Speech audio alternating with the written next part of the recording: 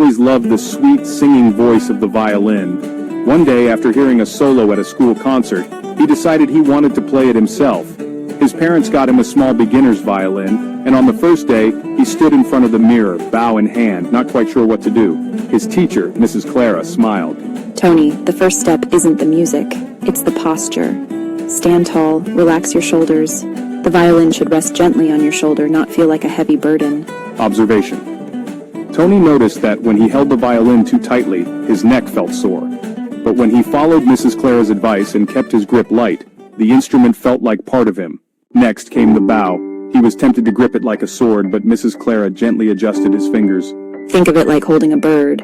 You want to keep it safe, but not crush it. Tip: a relaxed bow hold makes smoother sounds and prevents scratching. When Tony drew the bow across the strings for the first time, the sound was squeaky and uneven. He frowned, but Mrs. Clara laughed softly. That squeak is the start of music. Even great violinists began there. Tony kept practicing daily, just 15 minutes at first. He focused on open strings, listening carefully to the vibrations. He noticed something. When his bow stayed straight, the sound grew warmer.